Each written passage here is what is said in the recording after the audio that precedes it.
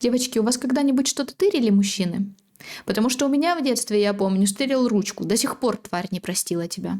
Но эта ручка была красивенькая, просто очень она была такая крутая. В то время она вообще была просто имбулечка такая. Hello, beautiful, с вами на канале Twinkie Talks, и видит богиня девочки. Я хотела сегодня делать другое видео, но так как вы проголосовали в ТГшечке за это, то... Ну вот мы и тут, собственно. И мы тут для того, чтобы обсудить женские достижения, которые были украдены или присвоены мужчинами. Разбирать и рассказывать, что женщины работали абсолютно всегда, каждый период существования планеты, я больше не буду, потому что я об этом немножечко говорила в прошлом подобном видео, в видео про женщин, которые притворялись мужчинами, вот это вот. Давайте сразу с козырей. Если вспомнить учебники истории школы, то может появиться ощущение, что мир построен 10 какими-то рандомными белыми обязательно мужчинами и Эйнштейном. Но проблема тут не в том, что женщины великие, глупые, нет. И дело даже не в том, что веками нам запрещали учиться и работать. Хотя это бы была вполне себе объяснимая, логичная, аргументированная причина. Запрещали создавать что-то, делать без ведома мужчин, и вообще наш ум считался скудным и менее умным, чем мужской. Ну, вообще-то глупым. А про то, что мужчины тырили любое прибыльное дело себе, как только начинало пахнуть жареным, ну типа там пивоварение или IT, ну, это я вообще молчу. Но нет, дело тут в том, что женские открытия записывали на счет мужчин. Женщины просто, по сути, не получали признания за свои достижения. Учиться, публиковаться, владеть патентами или работать в научных институтах, очевидно, этого права у женщин просто не было. Впрочем, даже сейчас, когда у нас уже есть эта возможность, казалось бы, все еще люди не знают о многих достижениях женщин, потому что феминитивы не используются повсеместно. А феминитивы в признании женщин — это огромная и важная часть, и ну тут вообще, наверное, отдельная большая тема. Я до сих пор вижу, что многие не в силах это осознать. Хотя для меня это дико и странно. Ну ладно, я потом запишу видео про феминитивы, наверное, отдельно, потому что я, честно говоря, немного в шоке с обилия людской глупости в этом плане. Так вот, возвращаясь к эффекту Матильды. Ну, та тема, почему мы вообще сегодня тут собрались. Сама суть эффект Матильды впервые был описан суфражисткой Матильдой Джослин Гейдж в ее эссе «Женщина как изобретательница». Суть в систематическом отрицании вклада женщин в науку, умаление значимости их работы, приписывание их трудов мужчинам. Введен сам термин был в 1993 году историкиней Маргарет Росситер. Если кто-то считает, что это может относиться только к более старым временам, что, кстати, ни разу не умаляет проблемы, то нет. Эффект Матильды до сих пор существует в нашем мире и вполне себе часто практикуется в нашем обществе. Например, номинировать людей на Нобелевскую премию может определенный круг лиц. И вот этот круг лиц состоит преимущественно из мужчин. Там что-то около 12% женщин, кажется. Еще про Нобелевскую премию занятный или не очень факт. Не только про тех, кто может номинировать, но и про самих номинируемых. Судя по исследованию «Гендерная предвзятость при присуждении Нобелевских премий», вышедшему в 2019 году, женщины получают Нобели реже, чем ожидается по их доле в науке. И даже если учитывать, что женщин в науке якобы меньше, этого все равно недостаточно, чтобы объяснить такую разницу. Следующее. Следуя из эксперимента, проведенному в Ельском университете, любой преподаватель, независимо от академического ранга, более предвзято относится к женщинам.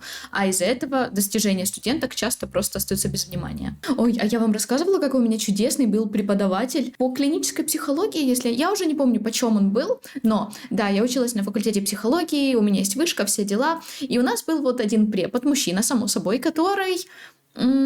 скажем так, он вел себя крайне стрёмно, крайне странно, и вообще, ну, он припёзднутым был, правда. В нашей группе и вообще на всем факультете психологии группы состояли преимущественно из женщин, то есть, ну, там было у меня, насколько я помню, что-то около 20 женщин, и, ну, может, меньше немножко, там, не знаю, 18, и около 3 парней, 2 из которых вообще не ходили практически никогда, там пару раз были и все. И так вот, этот препод на полном серьезе вещал на всю аудиторию о том, что чё мы сюда вообще пришли. Что вы вообще тут забыли? Вы понимаете, что вы вообще женщины. Вы, должны носить юбки, и вам нужно учиться с детьми, коммуницировать. Вы же будущие матери. Я, если что, его полностью цитирую, это то, что он говорил. Он говорил о том, что мы не должны там быть, о том, что мы должны носить только юбки, о том, что это вообще... что женщинам вообще не обязательно учиться. Самое смешное, знаете что? В какой-то момент, когда нам все это надоело, мы такие, типа, блин, давайте скажем, что он какой-то придурок. Ну, типа, буквально просто пойдем кому-нибудь пожалуемся. Мы пошли, пожаловались, и ему самому мы сказали, что он какой-то придурок. Это непередаваемо было, потому что чел буквально кинул свою папку на стол с огромным хлопотом, побежал, он прям вот рванул к двери, хлопнул за собой дверью и ушел нафиг с предмета и больше не вернулся. У нас его больше не было. Я не знаю, куда он делся, но у нас он больше не преподавал. Но, насколько я знаю, он все равно был в университете, просто не у нас. Это смешно, когда ты буквально идешь учиться, ты платишь заведению деньги, ну, большинство же все-таки платят, да, они на стипендиях учатся, и там какой-то чел реально решает выпернуть, типа, а ничего, что вам нужно детей борщи варить? Нет, ничего, можешь идти варить детей, кушать борщи, я не знаю. Следующее. По данным исследования технологической компании Built-in, женщины занимают только 14% должностей в области разработки программного обеспечения и около 25% должностей, связанных с информатикой. Другой пример. В Global Gender Gap Report сообщается, что лишь 22% специалисток, работающих в сфере разработки искусственного интеллекта, это женщины. В Apple женщины составляют 31% от начальства, а в Google 25% от начальства. И такая статистика в очень многих крупных отраслях и высоких должностях. И еще у нас есть данные, собранные On Women, которые показывают, что женщины составляют 22% членов Кабинета министров по состоянию на 1 января 2026 года. Самые влиятельные женщины мира, если брать в целом политику, СМИ и бизнес, составляют примерно 13% из тех же 100. Также у нас есть данные по версии Forbes, которые гласят, что в рейтинге самых богатейших людей мира женщины на момент нашего года составляют 14%. То есть, увы, сейчас подавляющее большинство власти и финансов в руках мужчин, и это ведет к системному неравенству, в целом негативно влияет на общество и особенно на женщин. Например, экономическое неравенство, финансовая уязвимость, ограниченные рабочие возможности, стеклянный потолок тот же, игнорирование женских нужд, типа репродуктивного здоровья и материнства, потому что нацелены сейчас только на мужские. Там же вытекают проблемы с безопасностью, потому что недостаток женщин во власти ведет к тому, что нет эффективных законов для защиты женщин. И далее все те же стереотипы или дискриминация в целом, лишение независимости, обесценивание вклада женщин и многое-многое другое. И по сути все это вытекает из того, что я сказала ранее. Так что, когда какой-то мужчина заикается о какой-то власти женщин или что-то типа вот это их любимое, знаете, ой, да сейчас у женщин прав уже больше, чем у мужчин, то одна только статистика распределения денег мира говорит нам о многом, потому что деньги — это власть. Власть?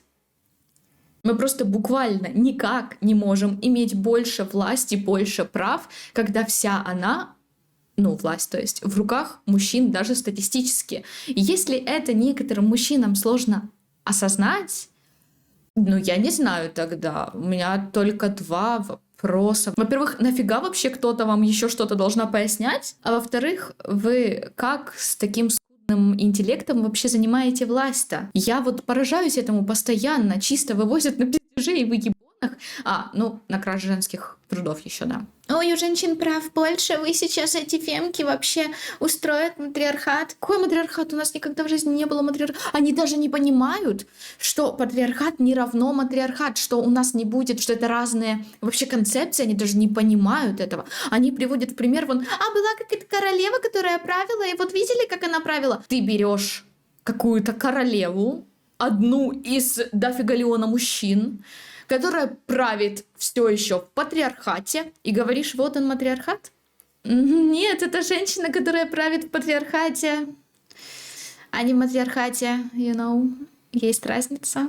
Да ладно, до этого им еще далеко. В общем, я искренне считаю, что пока не будет хотя бы 50/50, а лучше больше процентов женщин при власти на высоких чинах во всех возможных и важных компаниях и правительственных областях, особенно в них, то на какой-то огромный прогресс мира можно, наверное, и не рассчитывать. Офф-топ, я вспомнила какое-то исследование, которое показало, что мужчины говорят больше, чем женщины в целом, но при этом женщины стереотипно воспринимаются как разговорчивые. И там же было, что если женщины говорили всего 30% от общего времени, то есть мужчины говорили остальные 70%, очевидно, то именно женщин при этом все равно воспринимали как доминирующих в разговоре. Почему я сейчас это вспомнила, я не знаю, но теперь, кто не знал, тоже знает.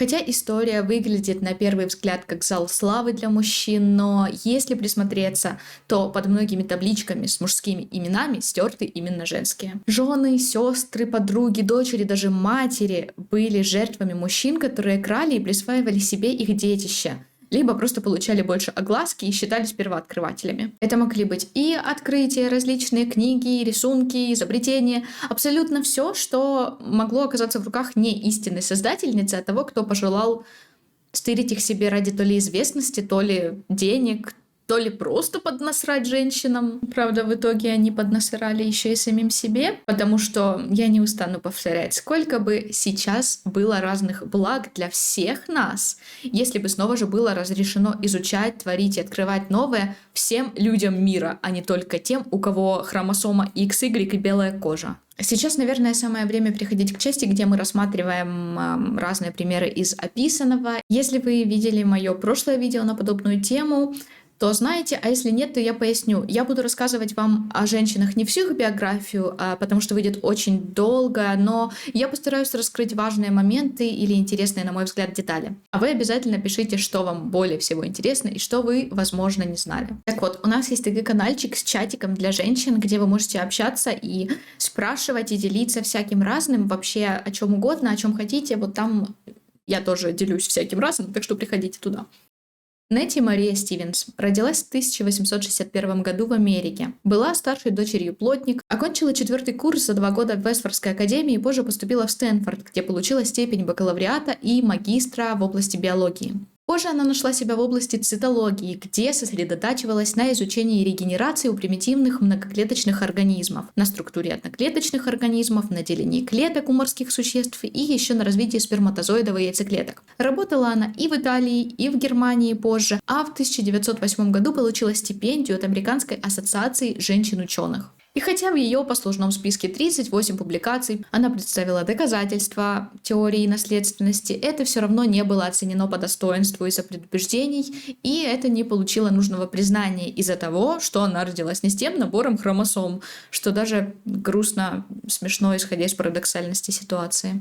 Итак, используя наблюдение за хромосомами насекомых, она сделала вывод, что у некоторых видов хромосомы различаются между полами. И тут у меня было много научных терминов и прочего, что я вырезала, потому что поняла, что это долго и, возможно, не всем понравится это слушать.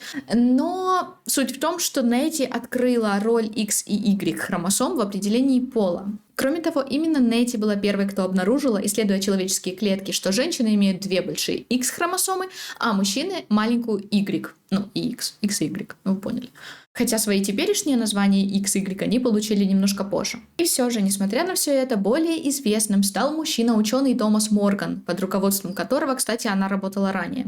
И именно ему часто присваивают это открытие. В большинстве учебников биологии Моргана называют первым исследователем хромосом плодовой мухи, но упускается тот факт, что именно Нетти Стивенс начала данное исследование и работала над ним несколько лет прежде, чем Морган взял их в качестве своего эксперимента. А потом ему еще и дали Нобелевскую премию. Плюс был еще другой ученый, мужчина Эдмунд Уилсон, который примерно в то же время с ней исследовал почти то же самое, но только мужские наборы клеток, без женских, и ему тоже часто присваивали ее открытие. Так обоих мужчин приглашали на разные конференции выступать, чтобы объяснять эти теории, а вот Нетти, увы, никто никуда не звали. А уже после смерти Нетти, умерла она в 50 лет от рака груди, к сожалению, Морган в своих статьях писал, что она, мол, приняла важное участие и подтвердила его гипотезу, которую на самом деле в свое время она опровергла вообще-то.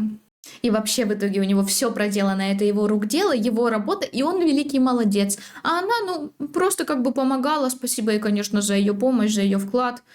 До свидания. И только позже другой ученый, который Уилсон, заявлял, что эти открытия Нетти. И только в итоге в 1994 году Нетти включили в Национальный женский зал славы. Тротула Салернская, также называемая Трота де Руджеро. Жила она в Италии где-то в начале или середине XII века, и многие ее идеи для того времени считались чуть ли не радикальными. Отчего и смелыми, как по мне. К сожалению, про нее не сохранилось достаточно исторических знаний для нас, ни про биографию, ни даже точных дат ее жизни. И, как полагают, она была магистрессой в медицинской школе Салерно. и вела клиническую практику. Также была акушеркой. Также она писала разные тексты о женском здоровье и гинекологии. Одна из ее работ охватывала много разных тем, включая нарушение менструального цикла, бесплодие, роды. Трота советовала прислушиваться к своему телу, жить с ним в гармонии, говорила про важность личной гигиены, спорта, низкого уровня стресса. И что еще вызывало множество споров в то время, это то, что она была той, кто предположила, что в бесплодии также могут быть виноваты мужчины, а не только женщины. А вот как ее пытались стереть из истории, это отдельный вид кринжа. В силу враждебности к женщинам и наставницам, врачиням в то время многие пытались опровергать сам факт того, что она вообще была женщиной. Сперва отрицали ее существование вообще, потом часто путали ее имя с мужским, из-за чего, кстати, по сейчас есть всякие споры и чуть ли не, много путаниц. А потом и вовсе ее труды приписывали разным мужчинам. Например, некий ученый утверждал, что ее тексты были написаны освобожденным мужчиной-римлянином. Еще видела теорию о том, что это авторство ее мужа и сына, но при этом про ее биографию, как я уже сказала, практически ничего не известно. И про ее наличие родственных связей тоже ничего не известно. Но это занятно выходит. Авторство это ее мужа и сына, но были ли у нее муж и сын, мы не знаем. Хорошо. Идем дальше. Следующая история тут будет, наверное, одна из самых долгих и для меня самых занимательных, хотя довольно грустная. Это история о Лизе Мейтнер.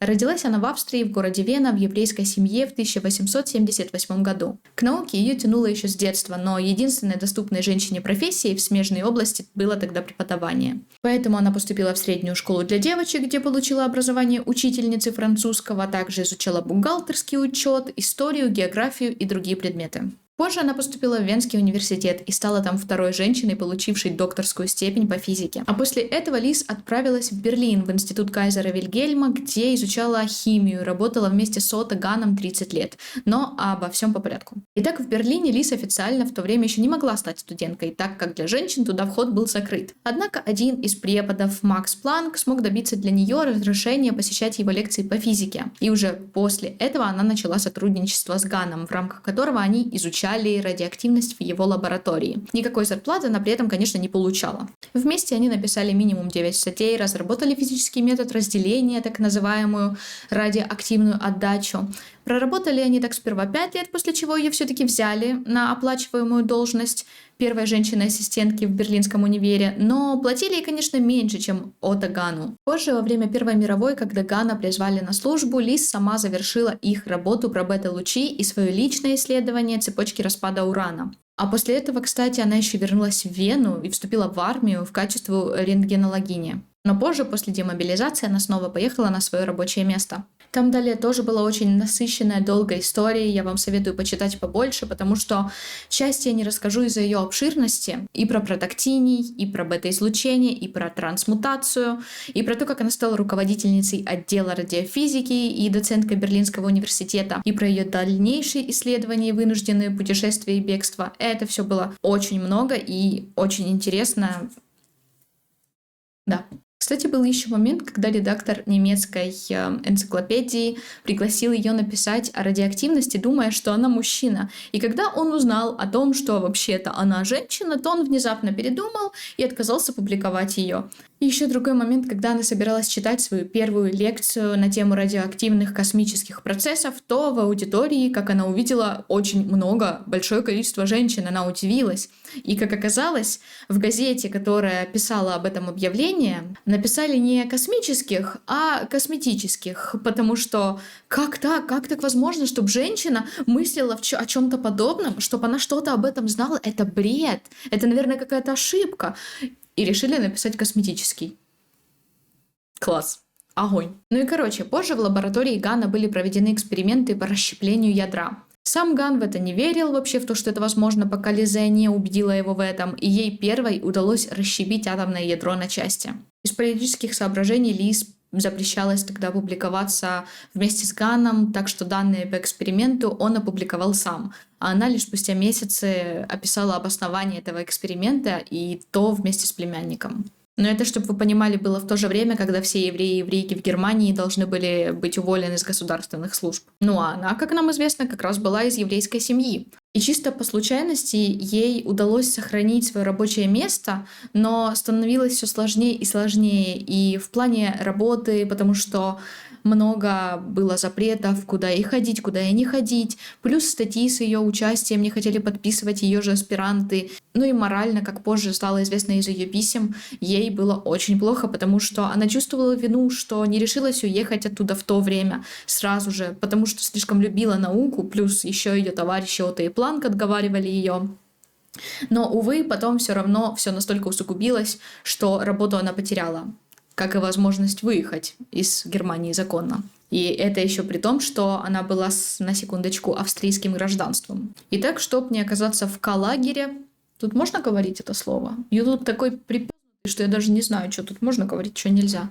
Но вы поняли, в каком лагере. Так вот, чтобы не оказаться там, она нелегально покинула Германию. И уже в Швеции Лиз начинает, по сути, жизнь с нуля. В ее 60 лет. Хотя ей дали в лаборатории в институте место, но средства для исследований и оборудования ей не дали. Впрочем, если бы только это, потому что зарплату ей как бы тоже не платили. В то же время она вела переписку с Ганом, что остался в Берлине. Они обсуждали исследования, он советовался с ней, обсуждал, спрашивал мнение по поводу важных вопросов экспериментов. И позже они тайно встретились, чтобы наметить и переговорить об их же исследованиях. И спустя еще время по настоянию Лиз, Отто и Штрасман, тоже другой ученый, выпустили статью об их общем открытии. При этом, конечно, Лиз никто не упомянул. Там же было много исследований, заумных терминов, пояснений про ядерное деление. Если сказать коротко, Лиз поняла, что деление атомов может запустить цепную реакцию и высвободить много энергии.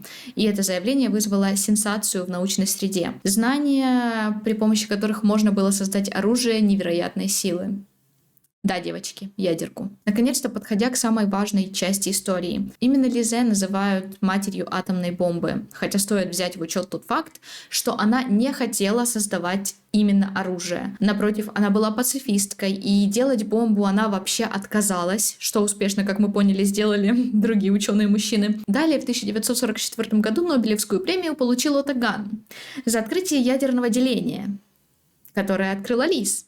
Или, по крайней мере, они вместе. Но, конечно, она Нобелевскую премию не получила. Только в 1946 году они вместе получили премию Энрико Ферми, а позже ее назвали «Женщиной года» и, наконец-то, начали платить зарплату вообще-то, когда она работала над шведским ядерным реактором. В какой-то момент ее даже пригласили сняться в биографии, на что она, будучи застенчивой, отказалась. Она также была на встречах с жертвами концлагерей, после чего решила никогда более не приезжать в Германию. И снова же она очень жалела, что не покинула в свое время страну сразу же. В свои 80 плюс лет она переехала в Англию, где выступала с лекциями об опасности ядерного оружия и про моральную ответственность за последствия научных открытий. Умерла она во сне в 1968 году. На ее надгробии была подпись «Ученая, которая никогда не теряла своей человечности». Почести, в свою честь, она в большинстве своем получила только после своей смерти. И еще интересный факт, в ее честь даже назван 109-й элемент таблицы Менделеева Мейтнерий, от ее фамилии. Также ее имя удостоилось чести в названиях института Ханна Мейтера в Берлине и кратеры на Луне и Венере. Плюс разные медали с ее именем, статуи, улицы, школы в Германии и Австрии. И с 2008 года физическое общество организовывает лекции Лиз Мейтнер, где представляются женщины-ученые. Мариетта Блау. Подобно героине из прошлой истории, Мариетта родилась в Австрии в Вене и также была еврейкой. Она обучалась в женской гимназии, после изучила физику и математику в Венском университете, где написала и защитила свою докторскую о гамма-излучениях. С 1919 по 1923 года она занимала несколько должностей в научно-исследовательских учреждениях в Австрии и Германии. Снова, да, есть схожесть с Лиз. Вообще в Берлине она оказалась в 1921 году, когда переехала туда, чтобы работать на заводе по производству рентгеновских трубок. Но она забросила это дело в угоду работе ассистенткой в институте физики во Франкфуртском. А с 1923 она работала, бесплатно. Работала так, что просто трудилась, по сути, ученой в Институте радиевых исследований Ассоциации женщин-ученых в Вене. Благодаря стипендии она могла проводить исследования в Германии и Париже. И там она разработала метод фотографической ядерной эмульсии, который используют в изучении космических лучей. И стала первой ученой, которая использовала эти же эмульсии для обнаружения нейтронов. Нет, не Джимми, если что. За эту работу она со своей ученицей получили премию Либбена. Но ее наибольшим прорывом стало открытие, когда она с Гертой и Вамбахер обнаружили так называемые звезды распада. Это такие следы ядерных взаимодействий космических частиц в эмульсии. И это был прям важный прорыв. Ее методы потом стали основой для многих открытий в физике частиц. Позже снова те самые события антисемитизма заставили ее покинуть свое рабочее место, причем с требованием передать все ее исследования другим. Уже в США Мариетта работала в промышленности до 1948 года, а потом в Колумбийском университете, в Брукхейвенской нацлаборатории и в университете Майами. Она отвечала, чтобы не соврать, процитирую, за использование фотографического метода для обнаружения частиц в высокоэнергетических экспериментах на ускорителях частиц.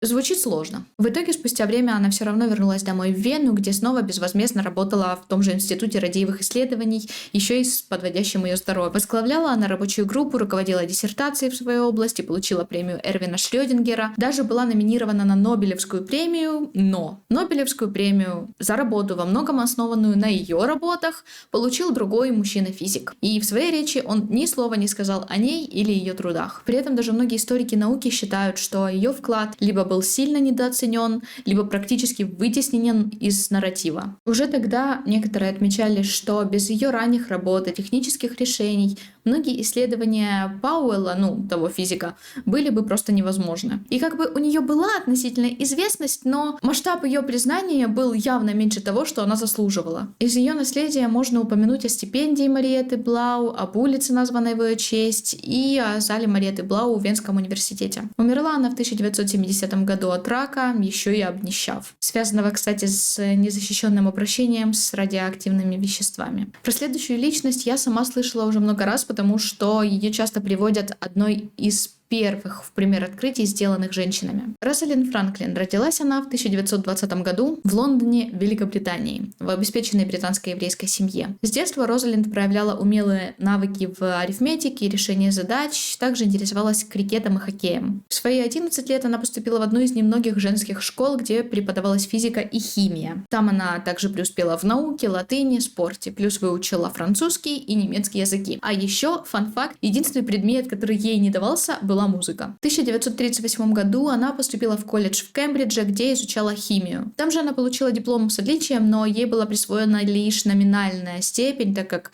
женщины в то время не имели права по окончанию Кембриджа получать ученые степени. Только в 1945 году она получила свою степень докторки философии. В том же универе позже она присоединилась ассистенткой в лаборатории химии, но руководящий химик был настолько несносным грубияном-пьяницей, что долго она там проработать не смогла. Дальше какое-то время она добровольно пошла дежурной по противовоздушной обороне, чтобы следить за состоянием людей во время налетов. Это уже было военное время. И ее семья, кстати, хотя и влиятельная, и даже относительно богатая, но все-таки они не теряли свою доброту, помогая в обустройстве бежавшим из Европы еврейским людям. Примерно в то же время она, желая внести свой вклад в борьбу во Второй мировой, работала в исследовательской ассоциации по использованию угля и изучала его структуру. Ее работа помогла классифицировать угли и точно предсказать их характеристики в качестве топлива для производства военных устройств, таких как, например, противогазы. Далее, после окончания Второй мировой, Розалинд оказалась во Франции, где у нее тоже была довольно долгая и немаловажная работа. И впоследствии это привело ее в Королевский колледж Парижа. И вот там на самом деле была довольно долгая история с кучей разных научных штучек, которые я не смогла бы адекватно объяснить в силу незнания, и заняло бы это еще больше времени. Если вы особенно любите и шарите во всем этом, то вы можете сами пойти почитать про этот период и исследования, а я просто скажу суть и дальнейшее движение истории. Итак, работая в Королевском колледже, Розалинд сделала фото 51. Это такой рентгеновский снимок ДНК, который впервые ясно показал ее структуру как двойную спираль. И позже именно этот снимок без ее ведома показали Уотсону и Крику, другим двум мужчинам-ученым, о которых мы еще позже вспомним. И это ее фото помогло им построить знаменитую модель ДНК. Тут чуть-чуть предыстории. У Розалинд были тяжелые отношения с ее коллегой по цеху Моррисом Уилкинсом. Уилкинс думал, что Франклин приходит как его ассистентка, а она на самом деле была независимой исследовательницей со своим личным проектом. Руководство нормально это не объяснило, и в итоге между ними с самого начала появилась напряженность. Так вот, позже это именно он показал это знаменитое фото 51 без ее разрешения. Пока я это вам рассказывала, я еще вспомнила, что когда я читала о ней, то она описывалась коллегами как холодная и сложная,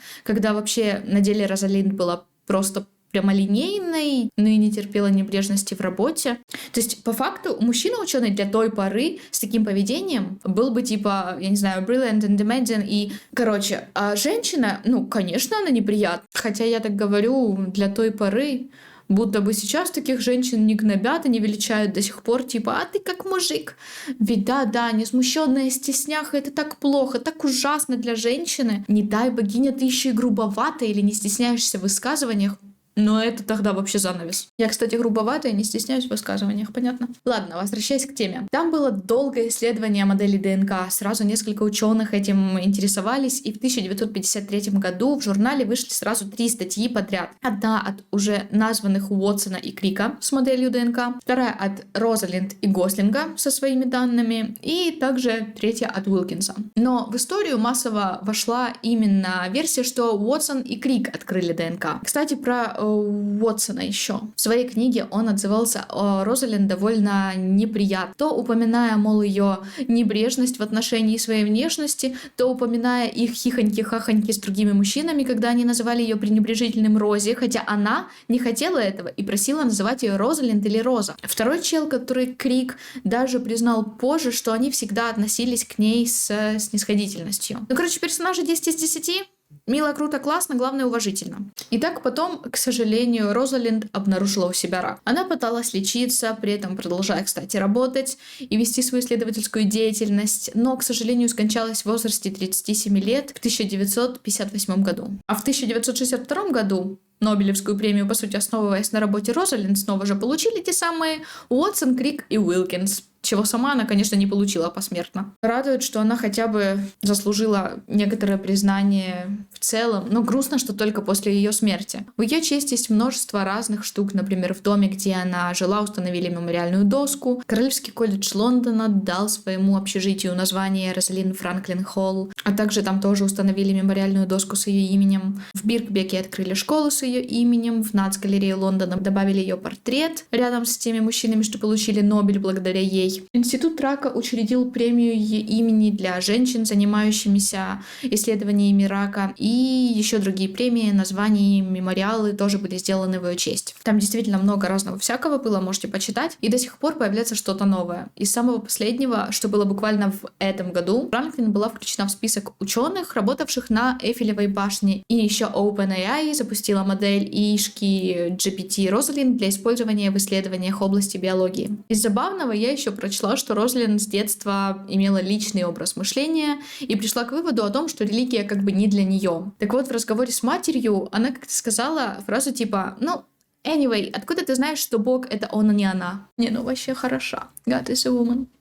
Джозелин Белл Бернелл, рожденная в Ирландии в 1943 году. Джозелин с детства была книги отца по астрономии, увлекшись этим. Ходила в расположенную рядом обсерваторию, а чуть погодя стала учиться в Лургенском колледже, где девочек ожидалось изучение кулинарии и вышивания крестиком, а вот технические предметы разрешались только мальчикам. Ее родители, к счастью, настояли и спорили политику учреждения, и она смогла изучать то, что хотела. Позже она окончила университет Глазго, где получила степень бакалавриата по физике, а еще позже защитила докторскую в Кембридже, где впоследствии работала над созданием радиотелескопа с другими учеными для изучения квазаров. И вот там, будучи аспиранткой, Джозелин стала одной из первооткрывательниц пульсара. Работала она под руководством Хьюиша, который, кстати, посчитал, что сигналы, обнаруженные ею просто из-за человеческой деятельности, а сама Белл считала иначе и убедила его продолжить исследование детальнее. В результате эта его гипотеза про земное происхождение сигналов отпала, и их стали изучать больше людей. Кстати, доходя до того, что это предполагалось, мог быть сигнал радиомаяка от внеземной цивилизации.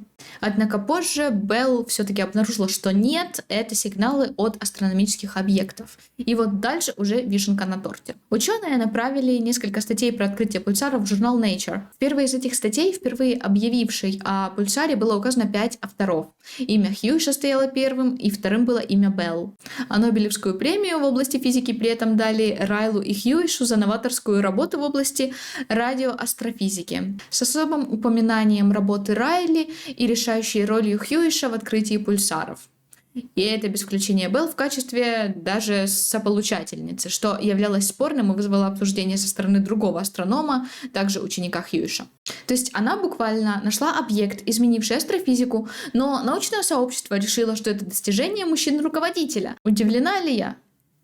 Вообще нет. У меня есть мем на эту тему. Именно Белл помогала создавать межпланетный сцинтилляционный массив в течение 2 лет, и первоначально заметила аномалию тоже она, иногда просматривая до 29 метров бумажных данных за ночь. Еще Белл сказала, что ей пришлось настойчиво сообщать об аномалии, несмотря на скептицизм Хьюиша, который сперва настаивал на том, что это результаты помех и вообще времени оно не стоит. Она рассказывала о встречах, проведенных Хьюишем и Райлом, на которые ее не приглашали. И годами позже она сказала, что тот факт, что она была аспиранткой и женщиной, вместе взятые понизили ее статус в плане получения Нобелевской премии. И, честно говоря, мне просто представить сложно, насколько это обидно и неприятно. По наградам и почестям, к счастью, у нее есть множество всякого разного. Например, в 2002 по 2004 года она была президенткой Королевского астрономического общества. С 2008 по 2010 она была президенткой Института физики, а в 2013 году она попала в сотку самых влиятельных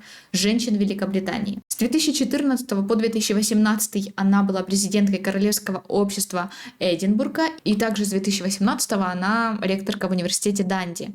Всякие медали, премии и почетной степени туда же. Из последнего в 2025 году ее назначили в орден Кавалерок чести. Также из интересного она вела кампанию за улучшение положения и увеличение числа женщин на должностях в области физики и астрономии. Марта Готье, рожденная в 1925 году во Франции, обнаружила свое призвание в педиатрии. Она завершила медобразование, будучи одной из 2 женщин в той программе. Там же была ее сестра, которая, к сожалению, погибла во время Второй мировой. Марта защитила диссертацию по детской кардиологии, а позже отправилась в Америку, будучи одной из первых стажерок парижских больниц, получивших стипендию для учебы в США. В Гарварде она обучалась работе лаборантки в области выращивания клеточных тканей и после года там вернулась в Париж. Небольшая ремарочка: в то время во Франции число человеческих хромосом оценивалось в 48 без какой-либо достоверности. Так вот, на своей работе Марта предложила культивировать клетки для подсчета хромосом, так как училась этому ранее, и ее руководитель предоставил ей образцы тканей пациентов с синдромом Дауна. Имея ограниченные ресурсы, Белла создала первую во Франции лабораторию клеточных культур, где я обнаружила, что клетки детей без аномалий имеют 46 хромосом. А позже она увидела, что есть дополнительная 47-я хромосома в клетках мальчика с трисомией. И это стало первым свидетельством хромосомной аномалии у людей с синдромом Дауна. Дальше нужно было объявлять о результатах исследования, конечно, и так как у них в лаборатории не было нормального микроскопа для получения изображения, Марта доверила свои препараты некому Жерому Лежону. Ну, нет, это же по имени, по-моему, все понятно, что это западло какое-то, девочки, нет? Так вот, этот Жеромчик сделал снимок, но материальчик-то он ей не вернул, сообщив об открытии как о своем личном. И впоследствии этот Лежон опубликовал статью, будучи якобы главным автором. Готье там была, но только в качестве, во-первых, соавторки, а во-вторых, ее фамилию еще и неправильно написали. Плюс там еще был ее руководитель в соавторах тоже. Далее, в 2009 году Марту вовсе отстранили от ее работы, и там был момент, когда она осознала, что ею манипулировали, и просто в итоге решила бросить все это и вернуться к уходу за детьми, страдающими кардиопатией. Это на самом деле так грустно, что она работала, она сделала такой важный вклад, его просто тупо спиздили, и в итоге она еще и ушла, и вообще психанула, начала заниматься другим. Но я не знаю, это так неприятно и так мерзко, и фу просто. Сейчас Марта признана за существенный вклад в открытие хромосомной аномалии, которая вызывает синдром Дауна, которая ранее относилась исключительно к Жерому Лежону. При этом Марта Готье была назначена офицеркой французского ордена Почетного легиона и награждена в 2014 году. Ранее Марта Готье дважды отказывалась от этой награды, прежде чем согласиться на нее из-за негодования по поводу наглости этого Лежона. А в 2026 году она была объявлена одной из 72 выдающихся женщин в области науки, техники, математики и инженерии. Ее имя предложили увековечить на Эйфелевой башне. Умерла Марта в 2022 году в возрасте 96 лет. Мариан Кливис Даймонд, следующая женщина в нашем списке, родилась в 1926 году в США. Она выучилась в Беркли, где получила степень бакалавриата, там же стала первой женщиной-аспиранткой на кафедре анатомии, и ее докторская диссертация по анатомии человека называлась «Функциональные взаимосвязи гипоталамуса и нейрогипофиза» и была опубликована в 1953 году. Во время учебы она также начала преподавать, и это увлечение ее продолжалось до 80 лет. Также она работала научной ассистенткой в Гарвардском университете, а с 1955 по 1958 она стала первой женщиной, что преподавала естественные науки в Корнельском универе. Еще позже ее научные достижения изменили представление о человеческом мозге. Она представила первое научное доказательство анатомической нейропластичности. Даймонд показала, что структуры коры головного мозга могут меняться в любом возрасте. Например, обогащенная кора показывает больше способности к обучению, в то время как обедненная, напротив, показывает меньшее. А еще она с ее группой проанализировали мозг Эйнштейна в сравнении с мозгом других 11 мужчин. Что ж случилось не так, спросите вы?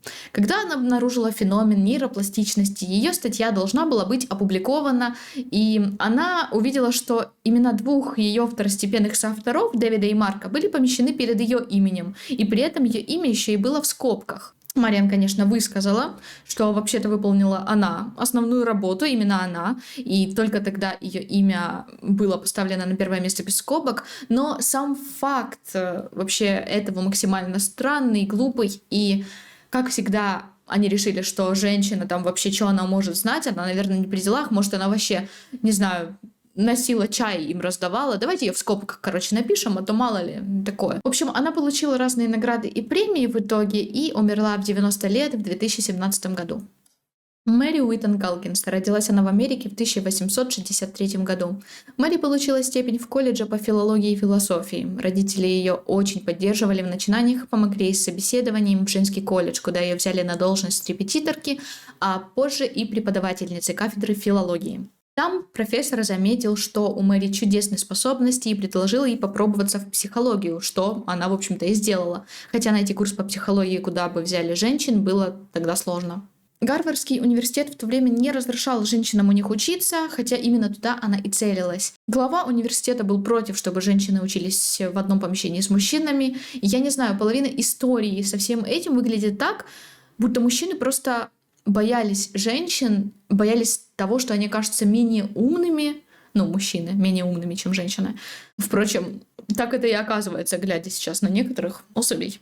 В итоге с поддержкой близких и профессора ей разрешили посещать там занятия, но не числиться при этом ученицей. Чуть позже, уже после того, как она обучалась, Мэри работала с Эдмундом Сэнфордом, который потом помог ей создать первую лабораторию психологии, управляемую женщинами. Когда она обучалась у него экспериментальной психологии, ей позволили провести собственное исследование, где она изучала записи сновидений. Чтобы вы понимали, потом ее исследование даже цитировал, как я его не люблю, Зигмунд Фрейд при создании им его концепции. Но Мэри сказала, что фрейдисты были поверхностно озабочены содержанием снов, и в итоге все-таки ее исследования подтвердились, что сны имеют мало скрытого смысла. Так что нифига не по Фрейду. Кстати, в своей автобиографии Галкинс вспомнила о случае, когда она и другие студенты должны были присутствовать на обеде комитета в Гарвардском союзе. И вот был там официант, который возразил против входа группы, потому что, по его словам, ни одна женщина не может войти в главный зал. Боже мой. И так в итоге Мэри изучала память, и это привело ее к методу парных ассоциаций. Кому интересно про них больше, можете почитать, тоже тема интересная, занятная, но я перейду к сути. Так вот, позже ее метод был использован Георгом Мюллером и Эдвардом Титченером без каких-либо ссылок на нее. И на этом весь кринж ситуации даже не заканчивается. Она выполнила все требования для докторской по психологии. Даже ее профессора одобряли и говорили, что она заслуживает степень. Но Гарвард все равно отказал ей в получении докторской, потому что она была очень хороша, но недостаточно хороша для признания своих трудов, потому что женщина. Причем позже ей присудили женскую версию степени от женского колледжа, связанного с Гарвардом, но она отказалась, потому что ее работа была сделана в Гарварде, а значит и степень должна получиться от Гарварда. Вообще это такая дикость, почему просто не дать ей то, что она заслужила? Почему нужно было изъебываться, предлагать ей какую-то типа женскую версию? Что, почему, зачем? Ну ладно, понятно. Понятно. Из интересного, Мэри позже стала первой женщиной, что заняла пост президентки Американской психологической ассоциации, что для женщин в области психологии стало очень значимым событием. И вообще она была суфражисткой. Калкинс проработала в колледже Уэлсли 40 лет, а в возрасте 66 лет умерла. Следующим я хочу быстренько упомянуть первый электронный цифровой вычислитель. Нет, это не шутка. ENIAC, по сути своей первый компьютер. Разрабатывать его начали в 1943 году. Было сделано это по заказу лаборатории баллистических исследований для расчетов таблиц. В то время такие расчеты еще вели люди, которых называли вычислители. Только вот работали там в основном женщины. А с появлением компьютеров такие люди стали называться программистками. И в этой сфере изначально тоже были именно женщины. Я, кажется, вначале упоминала про это, про то, что мужчины тырили всякое прибыльное, включая вот программирование и пивоварение. Если про пивоварение не знаете, почитайте, это было женское дело. Угу. Я об этом упоминала тоже в прошлом видео. И вот первыми программистками ENIAC тоже были 6 девушек. Их имена и портреты, если я найду, вы можете видеть на экране. Из истории технологии женщины стирали и стирают даже больше, возможно, чем из науки. Хотя, ладно, и там один фиг стирают. Женщины эти буквально придумали, как программить ENIAC, разработали логику вычислений, методы отладки, вручную соединяли кабели и блоки и, по сути, изобрели программирование, но получили ли они признание? Нет. Да и вовсе потом женщин вытеснили из индустрии. Когда ENIAC презентовали, то мужчин-инженерок показывали гениями компьютера, а женщин даже на фото не подписывали. Многие годы история ENIAC рассказывалась именно исключительно через мужчин типа Джона Молтли или Джона Эккарта, а программисток не упоминали, вообще практически. Это так парадоксально, что в 40-х годах программирование считалось менее престижным, поэтому якобы подходящим для женщин. Но как только стало понятно, что дело прибыльное, то мужчинки тут как тут. И дело быстренько стало маскулинизироваться. Это, в принципе, все, что я хотела сказать про ENIAC, так что идем дальше. Эдди Ламар. Кто-то из вас, может, знает эту женщину, да и в целом многие знают ее по деятельности в кино, как актрису, собственно. Но не все знают, что при этом она была еще и создательницей. Родилась в 1914 году в Австрии. С детства проявляла интерес к актерскому мастерству, а еще начала с отцом изучать технологические изобретения. В 16 лет она ушла из дома, поступила в театральную школу и начала сниматься. Она дебютировала, и сразу же ее стали считать практически секс-символом того времени. В 18 лет она прославилась изначально по 10-минутной сцене обнаженного купания в фильме, где также впервые показали лицо женщины во время оргазма, что вызвало бурю эмоций. Картину даже запретили в ряде стран. И, кстати, насчет вот этой сцены был еще момент. Она говорила, что режиссер как бы обманул ее, и что не было сперва там никаких непристойных эпизодов в фильме, а тот все отрицал. Так вот, позже она играла в разных фильмах, при этом толпы фанатов норовили с ней познакомиться, включая навязчивого Фридриха Мандля, который был одержим ей настолько, что пытался выкупить все копии из проката со сценой в том фильме с ее участием. Увы, в свои 18 лет она вышла замуж за него, на секундочку, 33-летнего лба. Он препятствовал ее карьере, был властным, помимо того, торговцем оружия и вообще опасным человеком. Когда он стал невыносим, то Хэдди переоделась в горничную и сбежала от него в Париж. Историю ее съемок вы можете почитать сами, у нее было там много разных фильмов, и в целом биография интересная, но я хочу рассказать вам конкретный момент. Итак, я уже упоминала, что она изобретала. Про эту сторону ее люди узнали спустя десятилетия. И совместно с другим мужчиной она разработала систему изменения частот, что стало в будущем технологией для Wi-Fi, Bluetooth и GPS. То есть голливудская актриса частично помогла создать фундамент технологий, с помощью которых мы с вами сейчас можем слать мемчики. И всерьез ее, конечно, тогда не воспринимали, и вообще она слишком красива, чтобы быть изобретательницей, по их мнению. Военные США тогда отнеслись к этому пренебрежительно и советовали вместо работы над системой использовать свою внешку, чтобы поддерживать армию, продавая военные облигации. Они обычно говорили только как о звезде или просто о красивом лице, а про ее интеллектуальную работу вообще не упоминали. Хотя именно она одна из важных фигур в истории беспроводной связи. В 1942 году они запатентовали свое изобретение, которое американский флот тогда отверг, и использовать его начали только в 1962, а отчислений за него никто не получила. И официально наградили Хэдди только в 1997 году за ее изобретение. В Национальный зал славы изобретательниц США ее внесли в 2014. Умерла она от заболевания сердца в 2000 году. Маргарет Кин. Рожденная в США в 1927 году, Маргарет с детства любила рисовать. В 10 лет она написала свой первый масляный портрет, а в 18 уже училась в школе дизайна в Нью-Йорке. Работала она над росписью одежды и детских кроваток, а потом стала портретисткой. И еще рисовала детей, женщин и животных в своем стиле, необычном, с большими глазами. В середине 50-х она познакомилась с будущим мужем Уолтером Кином. И когда они поженились, он начал продавать ее картины. Только с маленькой такой заметочкой, что он сам назывался автором этих картин втайне от нее. Вот вся слава пришла к нему, картины расходились огромными тиражами, они были везде, оригиналы продавались за большие деньги, при этом самого Уолтера называли королем современного искусства, чтобы вы понимали степень его мерзотности. В 1965 году Уолтер Кин заявил, что вдохновление для создания изображений детей с большими глазами он получил, когда учился искусству в Европе. Он говорил, цитирую, «Моя психика была травмирована еще в студенческие годы в Европе сразу после Второй мировой войны, неизгладимой памятью о невинных людях, истерзанных войной. В их глазах таятся все вопросы и ответы человечества. Я хотел, чтобы и другие люди узнали об этих глазах. Я хочу, чтобы мои картины били вас по сердцу и заставляли кричать «Сделайте что-нибудь». В этом же интервью он еще заявил, мол, никто не мог рисовать глаза, как Эль Греко, и никто не может рисовать глаза так, как Уолтер Кин. Господи боже, какой же он мерзкий, мерзотный червь. Это ж настолько у чела отсутствует вообще совесть, и насколько у него большое самомнение, и настолько нарциссическая личность вообще, что... Короче, когда Маргарет обнаружила его обман, то какое-то время она молчала, потому что он угрожал ей расправой. В 1964 году Маргарет развелась с этим мерзким мужчинкой и в 1970 заявила, что она авторка картин. Он, конечно, пытался это оспорить. Это максимально, конечно, просто гениальный ход с его стороны. В итоге дошло до того, что им сказали нарисовать прямо на месте одну из картин. Уолтер, конечно, не стал этого делать, ссылаясь на болезнь, а вот она нарисовала за 53 минуты одну из своих картин. После судебного разбирательства ей присудили $4 миллиона. Только потом, правда, суд отменил ей компенсацию, хотя и оставил вердикт о клевете. Ей было важно сказать правду, а не получить деньги. Но честно, я не понимаю, почему ей не дали компенсацию. Она в полной мере заслужила это. Умерла Маргарет от сердечной недостаточности в 2022 году. А еще про нее есть фильм, который я сама не посмотрела до сих пор, но вот как раз планирую, называется «Большие глаза». Мэри Андерсон родилась в 1866 году в Америке.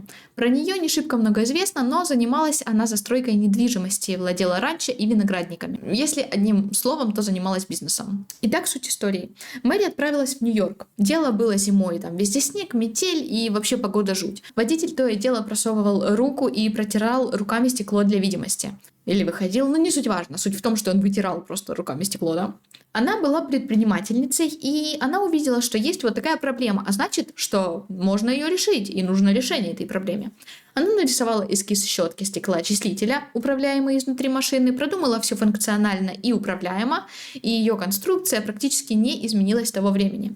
Позже она подала заявку на патент, а еще позже хотела продать права на изобретение, но фирма отклонила это, потому что не считали это таким уж важным или нужным, и вообще, мол, оно будет только мешать. И только когда срок действия патента ее истек, начало расти производство авто. В 1922 году Cadillac стал первым производителем машин со стеклоочистителями, и потом все остальные тоже. Но сама Андерсон не получила с этого ни копейки, ни признания. Умерла она в 1953 году. Вот так ее изобретение просто сперва считали бесполезным, а потом использовалось всеми. Так люди еще и долгое время, даже сейчас многие, считают и считали, что дворники для машин придумал мужчина. В 2011 году ее включили в Национальный зал славы изобретательниц. В США в 1866 году родилась женщина.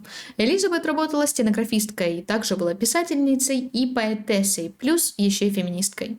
В 26 лет она получила патент на свое изобретение, которое упростило процесс печати, позволяя бумаге проще проходить через валики. Мэгги также была сторонницей феминистского движения. Она считала, что женщины способны не менее мужчин в изобретательство, в бизнес, в разные профессии. И чтобы привлечь внимание общественности к трудностям, с которыми сталкиваются женщины, В США она попыталась выставить себя на аукционе как молодую рабыню, ищущую мужа, который бы ею владел. Это объявление должно было показать положение женщин и небелых людей в стране, подчеркивая тот факт, что единственными по-настоящему свободными были белые мужчины. Объявление ее стало предметом обсуждения в городе, а потом распространилось и по всей стране. Так Мэгги прославилась как откровенная феминистка. Плюс она также была за георгизм. Именно исходя из своих убеждений, она создала настольную игру. Игра эта была разработана, чтобы показать негативные последствия земельной монополии и как с ней борются налоги. Игра называлась «Землевладелец», и если кто-то еще не поняли, именно ее игра вошла в основу игры «Монополия». Помимо этой, Мэгги разработала и другие игры. Но что касается «Монополии», примерно 30 лет спустя некий Чарльз Дарроу присвоил себе ее идею, сказав, что он якобы создал эту игру у себя в подвале. Его и сейчас считают изобретателем известной всем настолки. Мэгги тогда критиковала в интервью компанию по производству игрушек и игр, говорила про сходство своей игры и монополии, и она потратила на свою игру больше денег, чем в итоге вообще получила.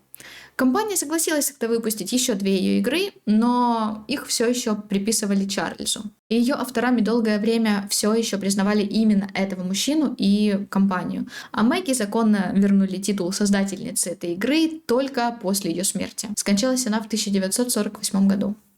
Цзянь Сюнву, женщина из Китая, рожденная в 1912 году. Ее с детства окружали книгами и журналами, поощряя интерес к науке. Мать ее была учительницей и ценила образование для всех детей. В 11 лет девочка уехала в женскую школу, где также изучали естественные науки, а в 1929 году она поступила в Национальный центральный университет в Нанкине на факультет физики. И позже она работала ассистенткой у профессорки, которая побудила ее поехать в США для получения докторской. Вот так ее и приняли в Мичиганский университет. Интересный факт. Ву была шокирована сексизмом и мизогинией. Я знаю, что правильно мизогинией. Мне просто нравится так говорить. Я знаю, что привилегированные, непривилегированные. Я в курсе. Я так делаю с разными словами, просто потому, что мне так больше нравится. Потому что если вдруг вы думали приколупаться, не пытайтесь, мне похуй. Вот, и поэтому она пошла в Беркли, потому что в том же Мичиганском университете женщинам даже не разрешалось заходить через главный вход. Итак, в 1940 году она защитила докторскую, и потом она приняла участие в Манхэттенском проекте, где занималась обогащением урана. В 1956 году 2 мужчины-физика сделали предположение без экспериментов, а сама Ву уже провела этот самый эксперимент, и причем технически он был довольно сложным, для проверки теории слабых взаимодействий. Ну и у нее все получилось. Но Нобелевскую премию дали барабанная дробь этим мужчинкам, что, кстати, многие восприняли негативно. Ву также работала над многими другими вещами, включая бета-распады, основы стандартной модели физики и другое. Умерла она от инсульта в 1997 году. Но все-таки она получила признание и награды, пускай и недостаточно, как для ее работы. Из последнего она изображена на почтовой марке США с 2021 года. И еще в ее честь назвали астероид. Плюс всякие почести, медали и премии. Я, кажется, вначале говорила, что не буду сильно углубляться в биографию. И это я еще кучу текста вырезала. Я рассказала даже не все, что хотела. У меня сколько сейчас получилось? Около, 14, наверное, женщин. У меня было не меньше 20 изначально. Чтобы вы понимали, но я уже поняла, что я 5-й день пишу и все никак не допишу. Ну и, короче, я не знаю. Если вам понравится, то я потом сделаю 2-ю часть или что-то подобное, я хз. А вам должно понравиться, потому что я над этим так долго работала, господи. Вообще, вот все эти истории про получение лавр за женские заслуги мужчинами напомнило мне один мем. Ну да ладно. На самом деле мне трудно представить себе, сколько еще женщин не получили никакого признания вообще, и про них, возможно, мы даже никогда и не узнаем. Сколько всего было украдено или подавлено, сколько в мире могло бы быть, если бы снова же женщинам просто не мешали в их законном праве на свою жизнь. Кстати, среди литературных знаменитых деятелей и музыкальных композиторов тоже есть много разных слухов и историй. Я совсем ни разу не удивлюсь, если что-то великое и известное было сделано с женами, дочерьми и сестрами этих деятелей, а не ими самими. Может, мы еще даже об этом узнаем, хз. Сколько женщин навсегда исчезло из истории, сколько их открытий ассоциируется только с мужчинами, чужими именами. Ну, это просто неприятно, больно и обидно, и я уже 10 раз сказала о том, как это грустно. представлять себя на месте какой-то из этих женщин, как бы это было мерзко. Все эти истории, к сожалению, происходят систематически и продолжают происходить даже в наше время. Поэтому, когда я очередной раз вижу, как кто-то высырается, мол, мир построен мужчинами, а что женщины, я дико злюсь на глупость этих людей. Снова же, как можно так не знать или пренебрегать историей и тупо стоять на своем? Как я еще вижу, там в том же Трете, еще где-нибудь в комментариях, в ТикТоке, неважно, женщины часто таким написывают и разжевывают, и приносят инфу на блюдечке и пытаются в разговор. Я не знаю, мне грустно видеть вообще, что женщины пытаются им что-то донести, потому что, ну камон, ну они не хотят слушать, им на самом деле все равно. Вот кто хотят, они бы уже и сами всю эту инфу нашли. Если вы пишете и распинаетесь им, а они только пытаются в ответ что-то противостоять, то они вообще нужны кому? Хватит, девочки, тратить свой ресурс на интеллектуальное обслуживание мужчин, ну правда. Я уже сколько лет веду каналы, столько лет и наблюдаю за всем этим, что просто вот надоело максимально. Они не заслуживают вашего времени в плане того, что им что-то объяснять. Снова же, все и так есть в открытых доступах. Да даже вот это мое видео, кто захочет, те найдут. И таких видео уже и статей, но их море, их много. И это очень много информации есть в интернете. И второй момент еще, я помню, видела, как мужчинам таким отвечали что-то типа «абсолютно все люди в этом мире созданы женщинами». И с этим, да, я полностью согласна, это так. Все люди в этом мире созданы женщинами. Но этот ответ, как мне кажется, тоже сводит все женские дела до одной функции рождения, будто нет в примерах огромнейшего количества историй про женщин в науке, литературе, медицине, вообще везде. Женщины снова же создали всех людей мира, да, но это не противопоставление мужским изобретениям. Это просто еще один огромный, великий вклад и труд женщин среди огромного множества других вкладов и трудов. Я надеюсь, вы поняли вообще мою мысль. У меня видео 1:42 идет. Я грыбу. Я не знаю. Те, кто любит долгими видео, те могут быть рады, а те, кто нет, это грустно. На этом все, твинчата. Если вам зашло, подписывайтесь, ставьте лайки. Если нет, то тоже нормально. Всем пока. Помните учебники истории. И вот этот круг лик... у меня подвернулась возможность, да, кстати. Смотрите. Это должен был быть маникюр Джинкс, да. Наконец-то к работе ассистентской. Году работе ассистентской. Почему? Вот почему? Вот вы видите? Я вижу, потому что оно просто... Что это? Почему? Оно висит, Оно висит просто... Просто висит. Как оно запутывается, если оно просто висит? Оно висит. У меня тут такая медузка классная, скажите. Такое классное, да? Тут плохо видно, но это медуза Гаргона вообще-то. У нее там змеи. Сцинтилляционный массив. Зачем? Как я это писала, Почему, когда я писала, я не подумала, что я это даже не выговорю? Межпланетный сцинтилляционный массив.